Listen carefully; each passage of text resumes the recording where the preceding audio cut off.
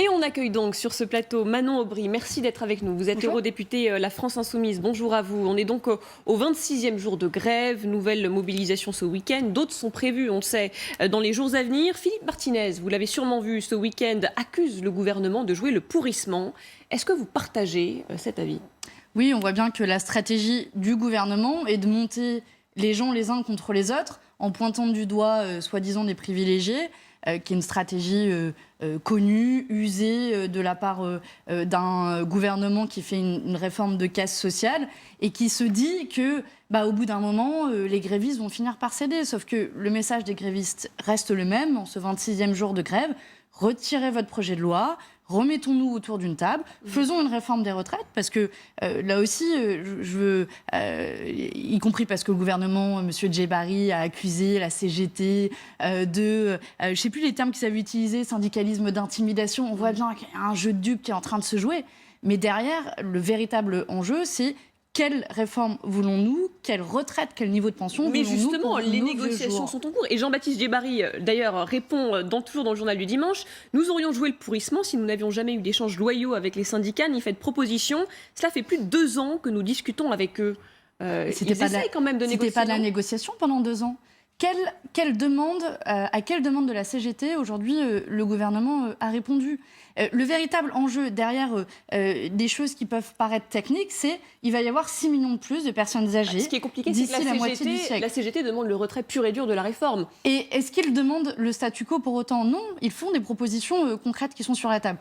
Et pour finir, ce que je disais, le véritable enjeu, c'est on va avoir 6 millions de plus de personnes âgées. Et aujourd'hui, les recettes consacrées à nos pensions sont limitées à 14% de PIB. Alors que dans l'histoire, au fur et à mesure que le nombre de retraités a augmenté, le pourcentage dédié du PIB aux pensions a toujours augmenté en conséquence, à s'adapter pour s'assurer un niveau de pension décent. À partir du moment où le gouvernement refuse d'attribuer des recettes supplémentaires, alors qu'il y aurait la possibilité d'attribuer des recettes supplémentaires, en taxant davantage le capital, en faisant l'égalité de salaire entre les femmes et les hommes, par exemple, alors on pourrait ajuster le niveau dédié de PIB et donc s'assurer d'un niveau de pension décent pour l'ensemble des retraités sur les prochaines décennies. Alors vous dites que le gouvernement n'a pas répondu aux demandes de la CGT, mais il a peut-être répondu en revanche à quelques demandes des syndicats réformistes. On avait un membre de l'UNSA sur le plateau il y a quelques jours et lui il dit oui, il y a quand même eu clairement des avancées. On l'écoute et je vous fais réagir après. Nous avons pu négocier en fin de semaine dernière un certain nombre d'avancées, notamment pour les salariés de la SNCF. Nous avons préservé l'âge d'ouverture des droits pour la très très grande majorité des salariés de la SNCF. Nous avons, et pour les autres, obtenu des conditions d'âge d'ouverture des droits très raisonnables sur le niveau des montants de retraite. Les négociations que nous avons eues en fin de semaine dernière ont permis de préserver le futur montant de retraite des salariés de la SNCF.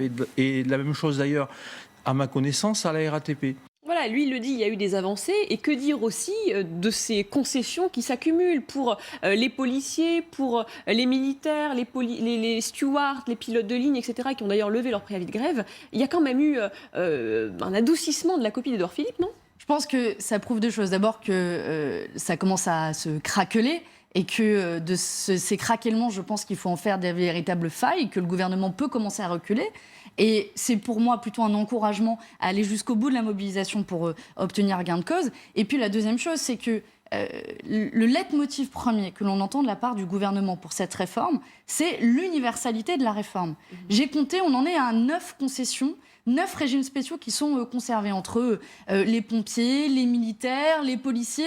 Bizarrement, on cède plus rapidement aux policiers qu'aux cheminots. C'est bien la preuve que l'universalité n'a aucun sens. Donc il n'aurait pas dû faire ces concessions, le gouvernement ? Mais bien sûr que si, mais c'est la preuve que l'universalité n'a aucun sens. D'ailleurs, comment le gouvernement peut-il se faire le défenseur de l'universalité quand une des premières réformes que ce gouvernement a fait en arrivant au pouvoir, c'est la casse du Code du travail, le changement de notre cadre général du Code du travail pour le faire devenir entreprise par entreprise et précisément pour casser cette universalité. Mais vous voyez quand même que les Français sont pour cette universalité qui concerne les régimes spéciaux concernent 3% des Français et les Français sont pour la suppression des régimes spéciaux. Je suis pour une universalité, c'est un droit de nous toutes et nous tous à partir à la retraite à 60 ans. Voilà un régime universel qui me conviendrait et qu'il est possible de financer. C'est d'ailleurs le sens du contre-projet de la réforme des retraites que nous avons proposé à la France Insoumise. Vous disiez il faut réformer notre système de retraite. Nous disons la même chose, oui. Il faut réformer pour s'adapter à la démographie, mais une autre réforme est possible. On n'est pas obligé de rester dans le statu quo. Et donc, ça prouve que nous sommes des réformistes bien plus. Vous demandez une retraite à l'âge de 60 ans, c'est ça ? À l'âge de 60 ans. C'est réaliste, ça ? Oui, c'est réaliste quand on se donne les moyens de les financer. Et je le disais, il y a plein de sources de financement aujourd'hui qui ne sont pas explorées. Je vous en donne un, par exemple, qui n'a pas du tout été évoqué dans le débat. On a un statut européen du travail détaché. Les entreprises peuvent embaucher n'importe quels Européens ici en France et payer des cotisations sociales dans d'autres pays de l'Union européenne. C'est 6 à 7 milliards d'euros qui manquent dans les caisses de l'État. Ça, c'est une manière de récupérer de l'argent. Et puis, de l'autre côté, le gouvernement fait des concessions énormes aux plus riches. Par exemple, l'abaissement du taux de cotisation sociale pour les revenus au-dessus de 10 000 euros, c'est plus de 70 milliards d'euros qui vont manquer d'ici 2030. C'est une somme colossale d'argent qui, à l'inverse, permettrait de financer à la fois un niveau de pension décent et un départ à la retraite dès l'âge de 60 ans. Marie-Ève. Oui, en vous écoutant, je me posais la question, est-ce qu'on n'est pas en train de passer un conflit social dirigé par des syndicats par rapport au gouvernement à un conflit tout simplement politique, puisque vous citez le projet de la France Insoumise, et donc c'est bien tout un projet de société que vous voulez remettre hors cause. Or, le président de la République a été élu, il a été sélectionné pour le second tour, sur la base d'un projet dans lequel il y avait cette réforme par points. Alors, deux choses. D'abord, oui, notre système de protection sociale, c'est un projet de société. Et aujourd'hui, la réforme est tellement large, tellement structurelle, que le gouvernement nous propose une casse de notre système de protection sociale. Donc nous répondons par un contre-projet de défense de nos retraites et de protection sociale. Alors Emmanuel Macron avait dit dans son programme à l'époque, l'enjeu aujourd'hui n'est donc pas de repousser l'âge ou d'augmenter la durée de cotisation. Je cite exactement son programme. N'est pas de repousser l'âge ou d'augmenter la durée de cotisation. Il fait exactement l'inverse sur de la retraite par répartition. Il fait exactement l'inverse sur ces deux points. Et puis, vous savez, en démocratie, c'est pas parce que vous êtes élu que vous devez vous asseoir sur le dialogue social. Et Emmanuel Macron nous avait promis d'ailleurs un renouvellement du dialogue social. C'est ce qu'il y a eu sur la réforme concernant l'universalité. Il ne s'assied pas dessus puisqu'il fait des concessions. Un dialogue social, mais des concessions qui sont des cacahuètes. Aujourd'hui, vous venez de dire le contraire. Vous venez de dire qu'on ne pouvait même plus parler d'universalité tellement il y a eu de concessions. Bien sûr, mais ça reste aujourd'hui des cacahuètes à partir du moment où, en fait, il essaie de monter les uns contre les autres. On l'a vu sur la question des danseurs de l'Opéra de Paris, où il a dit « Ok, attendez, je recule, vite reprenez les représentations, ça ne concernera que les générations suivantes. » Et d'ailleurs, la réponse des danseurs est formidable. Ils disent « Nous ne voulons pas être ceux qui sacrifient les générations suivantes. » Et c'est là tout l'enjeu. D'où la mobilisation de toutes les générations, y compris d'ailleurs des retraités dans la rue, beaucoup de retraités qui cotisent aux caisses de grève et qui disent « Nous, on a un droit à un système de protection sociale, on ne veut pas que les générations d'après soient sacrifiées. » Il se trouve que je fais aussi partie des générations qui pourraient être sacrifiées parce que ma génération, moi je suis née en 1989, ça supposerait, avec la réforme proposée, un départ à la retraite à taux plein à plus de 66 ans. 66,5 ans. Est-ce que c'est ça qu'on veut pour nos vieux jours ? Est-ce qu'on veut travailler jusqu'à plus de 66 ans pour un niveau de pension qui soit plus bas que celui de nos parents ? C'est un déclassement social auquel, je crois, on ne peut pas se résoudre. Bon, alors comment on rétablit l'équilibre financier ? Puisque vous le dites, c'est quand même une question importante, vous le dites vous-même, il y a un manque d'argent, comment on fait ? Alors, pour moi, il y a deux choses. D'abord, c'est comment on ne fait pas des cadeaux qui coûtent extrêmement cher. Je vous parlais du travail détaché tout à l'heure, où les entreprises embauchent en France et ne payent pas de cotisation sociale en France, et donc ça fait de l'argent perdu dans les caisses de l'État. L'abaissement du taux de cotisation sociale pour les revenus au-dessus de 10 000 euros, je le disais, ça fait plus de 70 milliards d'euros. Si on on respectait l'indice d'égalité professionnelle en faisant un surplus de cotisation sociale aux entreprises qui ne respectent pas cet indice, ça ferait aussi de l'argent qui rentre dans les caisses de l'État. Et puis je pense qu'il faut lever le tabou des cotisations sociales aussi et se dire qu'une augmentation de salaire de 1% par exemple, ça fait 2,5 milliards d'euros en plus dans les caisses de l'État, et que la bataille des cotisations sociales, c'est aussi une bataille des salaires, et derrière, le partage des richesses entre le capital et le travail, si on taxait aussi davantage, par exemple, les revenus du capital, les 150 milliards d'euros qui sont versés à l'ensemble des actionnaires en France, ça fait de l'argent qui rentrerait dans les caisses de l'État. Voilà autant de sources de financement, je viens d'en citer au moins 5 ou 6, qui permettraient de financer à la fois un niveau de retraite décent et un départ à la retraite plus tôt. C'est un autre projet de société, je suis d'accord avec vous, c'est un autre système de protection sociale, d'où, à mon sens, l'ampleur de l'enjeu et du débat qu'on est en train d'avoir à l'heure actuelle. Donc vous êtes en train de refaire la présidentielle, là, en fait, puisque vous opposez des projets de société. On oppose un système de protection sociale. Et oui, moi j'assume aujourd'hui de dire que puisque le gouvernement sape comme jamais on a sapé dans l'histoire de notre système de protection sociale, notre système, bah oui, moi je dis, on peut opposer un contre-projet. Parce que... Mais est-ce que vous n'avez pas un peu vite en besoin? Parce que la présidentielle, c'est en 2022, il y a un gouvernement et un président qui ont été élus. Est-ce que le rôle n'est pas de négocier plus que de s'opposer? Bah, on est prêt à négocier sur ces bases, on fait des propositions. Et je veux dire, on ne peut pas faire mieux que des propositions. On nous caricature souvent en disant qu'on est des contestataires, qu'on dit non à tout. Nous, on dit oui à plein de choses. On dit oui à un grand plan de transition écologique qui permettrait... votre programme, on a compris, mais le président de la projet de société. Mais oui, mais donc ça se gère au moment de la présidentielle. Elle est que dans 2 ans. Mais excusez-nous de faire de la politique, parce que pour vous, la démocratie, c'est on vote, on a voté en 2017, et surtout, ne dites rien pendant 5 ans. La mobilisation sociale, le tissu social doit rester complètement silencieux pendant 5 ans. Moi, c'est pas la conception de la démocratie. Qu'on appelle réformistes et qui, eux, vont à la table des négociations, et vous le dites vous-même, ont obtenu des concessions. Qui sont, de nouveau, je le répète, des cacahuètes à partir du moment où le principe de base reste le même. Ce principe, c'est de conserver le même niveau de ressources pour un niveau plus important de retraités. Ça veut dire qu'autour de cette table, on sera de plus en plus nombreux et la taille du gâteau ou le verre de vin qu'on avait juste avant, eh bien, il sera de la même taille. Et donc, forcément, mécaniquement, on aura une part du gâteau qui sera plus petite ou un verre de vin qui sera moins important. Alors, c'est peut-être mieux pour aller conduire après. Mais quand il s'agit de vivre au quotidien avec un niveau de retraite, là, c'est beaucoup plus compliqué. Vous appelez déjà à manifester le 9 janvier prochain? Oui, on appelle à manifester, sauf si le gouvernement peut nous surprendre. Alors, c'est les fêtes. Moi, je crois encore un peu à la magie de Noël. Donc, vous appelez à manifester, même si les négociations reprennent le 7 janvier, ça veut dire quoi pour vous? C'est fixé d'avance? Sauf si le gouvernement répond aux attentes des syndicats et dit « Très bien, j'ai entendu la leçon, je retire mon projet de loi, on se remet autour de la table et on négocie un nouveau projet de loi. » Et bon, et demain, Emmanuel Macron peut crédible, ça, de demander au gouvernement de retirer son projet de loi? Ça s'est fait dans le passé. Je vous rappelle qu'on est quand même dans une des plus grandes mobilisations sociales de l'histoire de ces dernières décennies. On a dépassé 1995, on va probablement Mais le taux de grévistes est en baisse. Alors, le taux de grévistes est en baisse. Ça, c'est un truc classique qu'on nous dit. Ah, non, il est désormais de 10%, un peu moins. Regardez, mais vous imaginez, on est aujourd'hui au 26e jour de grève.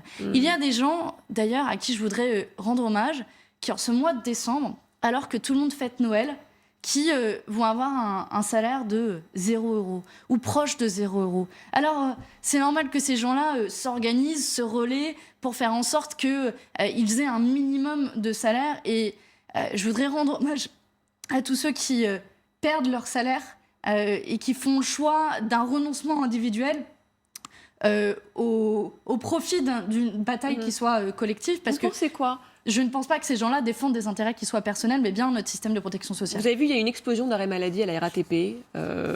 Vous en pensez quoi? Est-ce que vous le voyez comme une méthode pour tenir financièrement de la part des grévistes? Je pense qu'on va essayer de pointer du doigt toutes les choses qui vont dire regardez, le droit de grève est détourné, regardez, c'est exploité. Enfin, je veux dire, tout ça reste extrêmement marginal.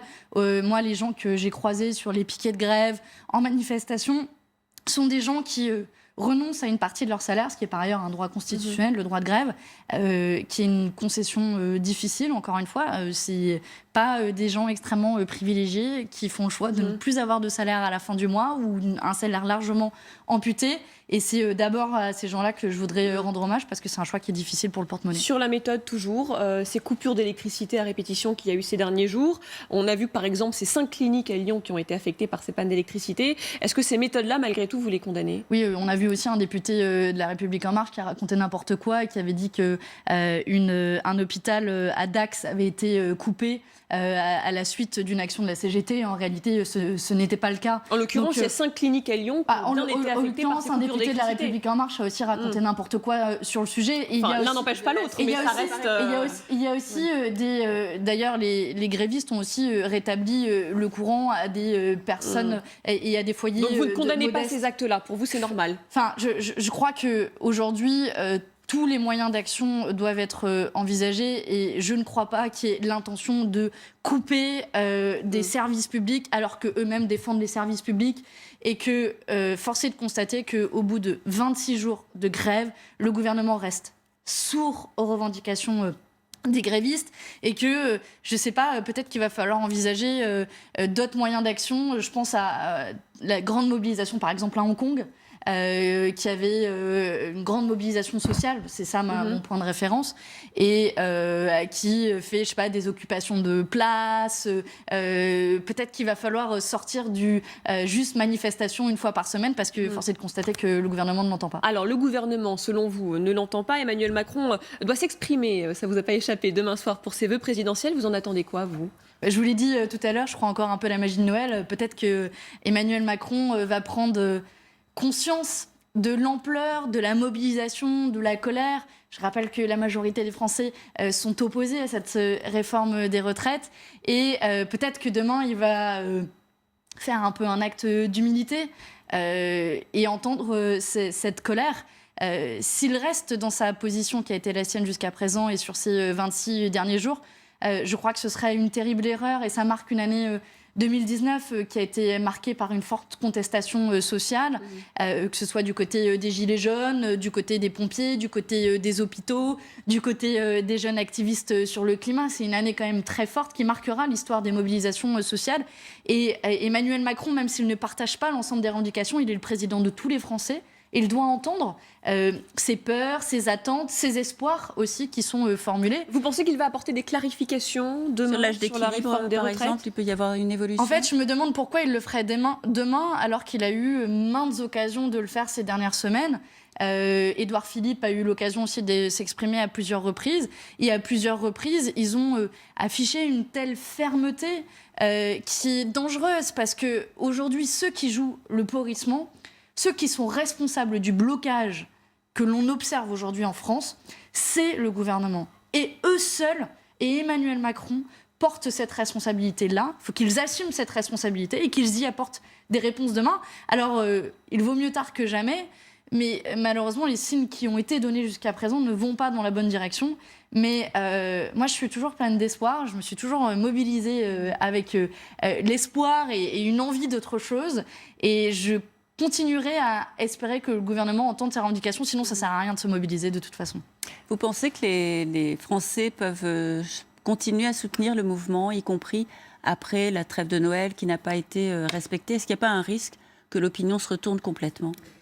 Je suis quand même assez agréablement surprise et en ce 26e jour de grève que le soutien à la mobilisation demeure. On a Elle n'a pas été mesurée depuis une dizaine de jours. Alors oui, mais même tous ceux qui ont vécu ces 26 derniers jours en région parisienne particulièrement se rendent bien compte aujourd'hui de l'ampleur de la mobilisation, de l'ampleur du blocage et pour autant comprennent l'objet de la mobilisation. Et d'ailleurs, c'est assez intéressant parce que sur toutes les chaînes d'infos continues, faites souvent des micro-trottoirs et souvent, vous tombez sur des gens qui disent « Ouais, c'est la galère ». Mais vaut mieux quelques jours de galère. On donne tous les points de vue, je vous l'assure. On a entendu tous les points de vue. Mais on sur entend LCI, aussi beaucoup de gens qui disent vaut mieux quelques jours de galère qu'une retraite de misère. Et c'est le leitmotiv qu'il faudra conserver dans les prochains jours. Et de nouveau, les grévistes ne demandent que ça, d'arrêter la mobilisation. Mais la réponse est dans les mains du gouvernement. Camilla. Vous qui êtes députée européenne, la Commission, on voit qu'elle soutient quand même Emmanuel Macron. Qu'est-ce que vous attendez, vous, de Bruxelles ? Est-ce que vous pouvez avoir un plan d'action peut-être sur place ? Ou est-ce qu'il y a l'Union européenne a encore une vraie influence sur ce sujet-là ? C'est une bonne question que vous posez parce qu'en effet, on parle assez peu du rôle que joue l'Union européenne dans cette réforme. Et pour autant, dans les recommandations qui sont faites chaque année dans le cadre du semestre européen, d'un processus de contrôle budgétaire par l'Union européenne, enfin la Commission européenne, a conseillé, a même fortement recommandé à la France d'adopter une réforme de son système de retraite pour faire des économies. Et donc, le mot était très clair. Et pour moi, il n'y a pas meilleure indication que ce qu'est cette réforme des retraites, qui est une réforme pour faire des économies sur le dos des plus modestes, sur le dos des retraités, sur le dos des générations futures. Et il y a un signe qui ne trompe pas, c'est qu'à Bruxelles, tout le monde se satisfait de cette réforme, pousse d'ailleurs Emmanuel Macron dans cette direction. Et nous, en tant que députés européens, avec l'ensemble de notre groupe de la gauche unitaire européenne, on essaie aussi de pointer le rôle et la responsabilité de l'Union européenne, de la Commission européenne, parce que ce que l'on observe ici en France avec cette réforme, on l'a vu dans d'autres pays européens. On l'a vu en Suède, on en a beaucoup parlé ces dernières semaines, mais il y a eu une tentative aussi en Belgique. Et peut-être s'il faut finir sur une note d'espoir, la mobilisation sociale a payé en Belgique puisque le gouvernement a retiré sa réforme de la retraite par points, ce qui prouve que parfois ça vaut le coup de se mobiliser. Un tout dernier mot sur l'année de la France insoumise. On arrive à la fin de l'année 2019. Comment vous qualifieriez cette année pour la France insoumise? On rappelle ce score assez compliqué, 6% aux européennes. Ça a été dur cette année? Moi, ce que je retiendrai surtout de cette année, c'est une année d'ébullition. Une année d'ébullition en matière sociale. On parle des mobilisations des retraites, il y a eu les Gilets jaunes, il y a eu mais pour les la pompiers, France insoumise, il y a eu les hôpitaux. Oui, mais excusez-moi de ne pas vouloir faire de politique politicienne. Si vous voulez que je vous dise que oui, ça ne s'est pas transformé politiquement pour nous, oui, clairement, pas autant qu'on ne le souhaite, mais si aujourd'hui on se mobilise, c'est pas pour espérer on fait de récupérer comment rebondir? Est-ce que ça passe par un changement de leader? Aujourd'hui, déjà, vous savez, dans ce mouvement gazeux de la France insoumise, on est tous autant des porte-voix et des porte-paroles. C'est un mouvement qui est divers. On est tous aussi différents les uns que les autres. Moi, j'ai découvert la politique cette année. Je viens du milieu associatif. Et je porte une voix qui est différente de celle de Jean-Luc Mélenchon, qui est différente de celle d'Éric Coquerel que vous avez reçu la semaine dernière. Et pour autant, on porte un projet en commun. C'est ça la force et la diversité de la France insoumise. Et ce que je souhaite en 2020, c'est que tout ça, ça puisse se traduire à la fois par des avancées sociales, mais aussi en matière climatique, parce qu'il y a une belle mobilisation en la matière. Ce sera le mot de la fin. Merci beaucoup, Manon Aubry, d'avoir pris le temps de répondre à nos questions ce matin sur LCI. On parle beaucoup de politique, évidemment, sur LCI, mais pas que. On parle aussi de culture ce matin avec vous, David Verhaeghe. Vous nous parlez d'un anniversaire, cette salle de concert mythique qui fête ses 35 ans cette année. Oui, alors son petit nom, c'est POPB, Palais Omnisport Paris-Bercy. On l'appelait Bercy. Depuis 2015, c'est l'Accor Hotel Arena. Ça a été rénové. Et le lieu est mythique, emblématique des années